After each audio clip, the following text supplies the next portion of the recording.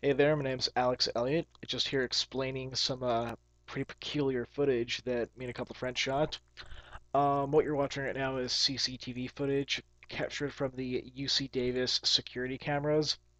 A couple of friends and I were in Technical Studies 152, excellent course, um, about the effects of digital media, particularly the recording, and our place in it. We decided we were going to go about showing the invasion of privacy generated by the CCTV cameras here on campus.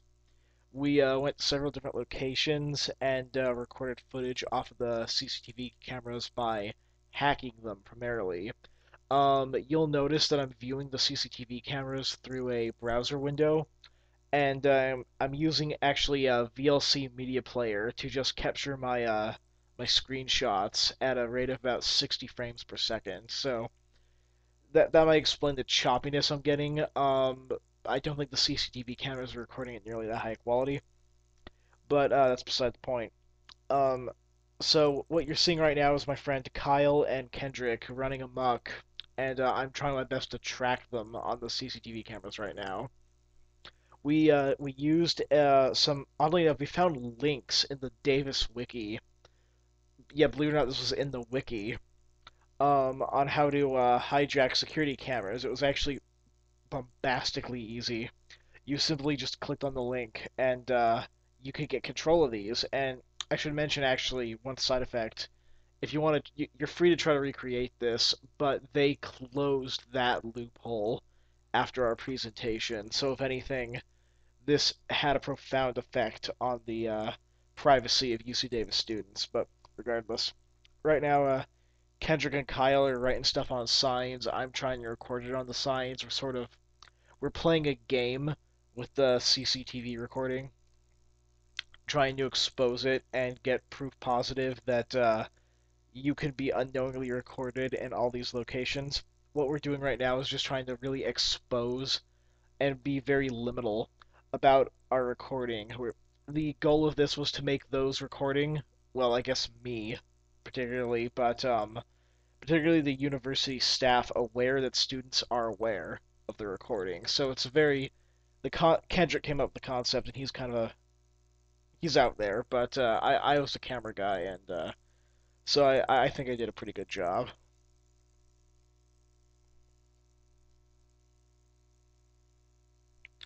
One quick note about this assignment I found particularly interesting was that later on you're gonna see I got on the camera network sometime when someone else was using it, and yeah, actually I think you're about to see it right. Yeah, this is it right now. I think I'm trying to keep the camera focused right now on what Kyle is writing over here, and you'll notice the camera is kind of starting to pivot around and get very disjointed. And the reason that started happening is since I was using a security loophole to hack into this camera, the person behind it, the person actually supposed to be using this camera, or maybe another hacker, I honestly don't know, was trying to control the camera while I was controlling the camera. And I didn't realize it at the time. I just thought it was glitching out. But later on in the video, you're gonna see just the camera wigging out all over the place, and that's why. Yeah, so I don't know why, but whoever's I'm fighting control of the camera with right now really likes to. He'll keep veering off to the left, sort of like that one little doorway, little window area.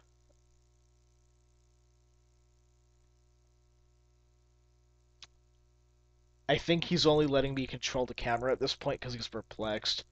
This is a weird scene. My professor made me replay this like 4 times in class. She could not believe it. How ridiculous this got. And yeah, it's a little shout out to the CCTV cameras.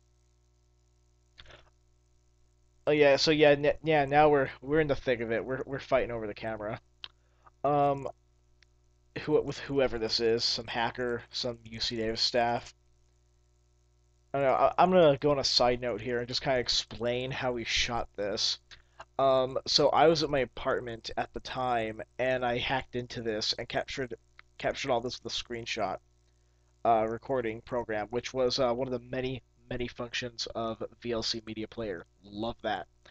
But particularly how I directed the actors and got them in the right spot was Kendrick. You'll see he's the guy with the hoodie. I'm okay. I mean, there are two guys about the same height wearing his feet. Oh my God, this is my worst camera work, but forgive me. I had somebody literally like digitally wrestling the camera out of my hands, figurative hands. I don't know what the camera was mounted on. I'm assuming it had some kind of motor. But yeah, anyway, going back to how I directed the actors, I was calling Kendrick on his cell phone and just telling them where to go. And it probably took us 40 minutes to get them to figure out the exact spot to hold that sign up. I mean, we got this down to a science. We did several shootings over a couple of days throughout uh, November. I did the editing in December. I keep thinking it's finished in December, but no, we did this in November. Particularly, I believe this was over the Thanksgiving weekend, actually. I think I'm actually at home right now. Um, or not right now, but when I was filming this. So, yeah, I'm calling them on the cell phone and just telling them, like, yeah, you can see Kendrick right there. He's just walking around talking to me. Well, he's the one writing. I should mention Kendrick and Kyle are not these guys' real names. This is what we were.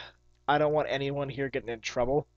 Although we're all UCD students, and I think we got a letter thanking us because we exposed this and told the professor about it, and they went and tweaked it and closed all these loopholes. But these were open for years. You wouldn't believe it. Oh God. So did I ever explain? Yeah, so I called them on cell phone and directed them, and I'm being very redundant. I'm probably gonna have to edit this out to make myself not sound like I'm flapping the whole time with my mouth. Flapping with my mouth. Oh my God. I should really do more takes for this.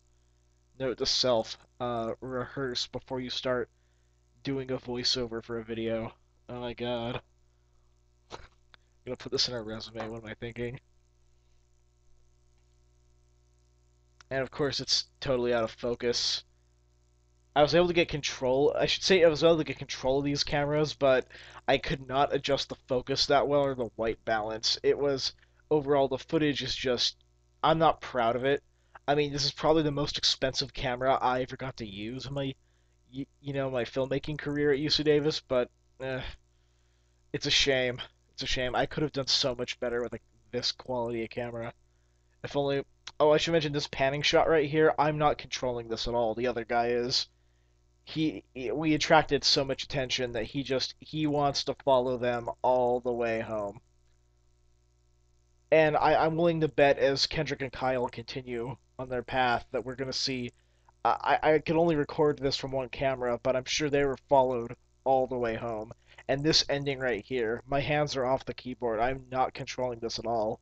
Um, is an exact. This is exactly the point we were making in our presentation, which was that you are recorded unknowingly many times throughout the day, and that your privacy is suspect. And this is a perfect example of the university's invasion of student privacy. I mean, look at this. They walk behind a building, and he zooms in. He zooms in right there and try to just peek at them through the crack in the building.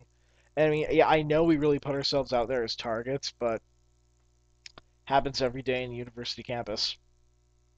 Never know who's watching you.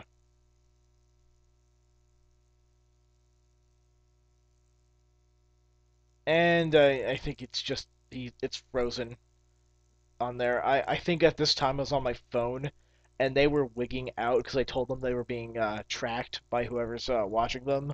So I, I think he's given up on this camera and moved on to another one. Is what happens, but I can only speculate. I'm in control of this camera again, but at the time I was trying to direct my actors to get the hell out of Dodge while they still could. So yeah, this has been some really interesting experiments in guerrilla filmmaking, and I hope you like it. If you're looking for some